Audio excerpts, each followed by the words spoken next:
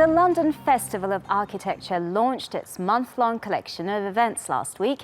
Members of the community are invited to celebrate and enhance London's architectural development. The festival provides ground for this with a series of exhibitions and workshops. A Place to Draw is one of them. Let's take a look. What if you could draw your own city and shape its urban design? This year's London Festival of Architecture gives people a chance to be involved in their city's architectural development with seminars and activities until June 30th. Having picked community as this year's theme, the A Place to Draw workshop aims to involve participants to join in the fun and reinterpret the city's architectural heritage. And it's quite an interesting exhibition because it encourages people to get involved, so it encourages people within the outside community to come together and start sketching. As you can see, people have got involved and started drawing their interpretation of London.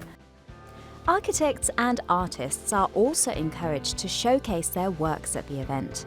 Hosted at Adram's Dreamspace Gallery, A Place to Draw displays a collection of sketches by Anna Gibb. In her drawings, the architect interprets the history and culture of cities like Melbourne, Florence and London. What she's done is she's drawn several illustrations where she's lived or experienced that feeling of community. A Place to Draw at the London Festival of Architecture provides visitors with a place to be inspired and involved in the future of their city.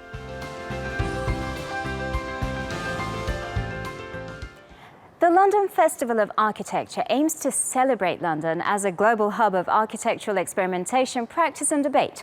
It takes place throughout June, and to talk about it, the director of the festival, Tamsie Thomson, joins us now from our TRT World London studios. Tamsie, hello. The London Festival of Architecture this year is offering a wide array of workshops and events. Tell us some of the highlights this year. Well, we have about 325 events across the whole of the month of June, so it's a really busy month for us in London. Right. We have all sorts of things, from walking tours to workshops in architect studios to exhibitions and events in some of our big cultural institutes like the V&A. So what does the festival do to promote active participation in the development of architecture? How does it hope to accomplish that? Well, I think for us the first and foremost issue is around getting people engaged with the subject of architecture. We believe that everybody is fundamentally touched by architecture every day of their life, whether it's the school that they study in, the office they work in, the station or the road that they commute through, and their own homes as well.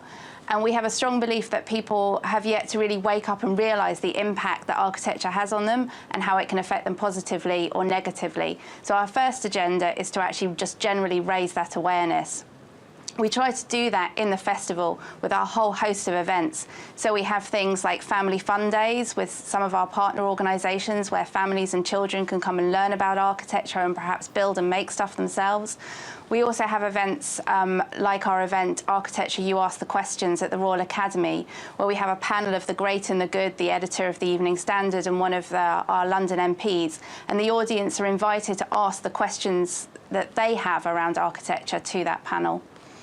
Right. Each year the festival revolves around a theme, and this year you pick the theme community. Tell us about this year's theme. So I think community underpins all of the big discussions that are happening in London at the moment. As you may be aware, There is a lot of conversation around the issue of housing in London and the lack of supply.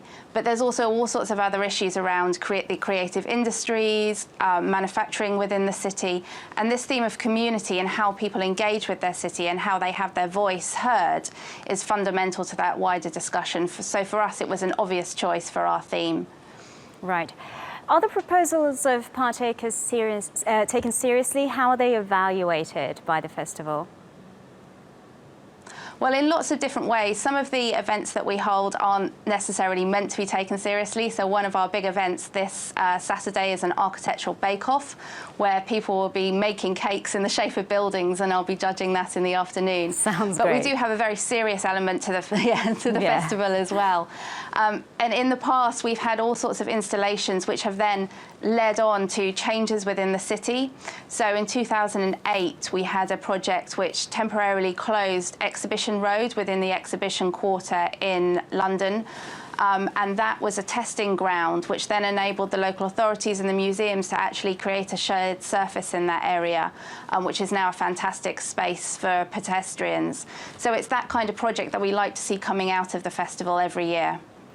Director of the London Festival of Architecture, Tamsie Thomson, thank you for joining us from London.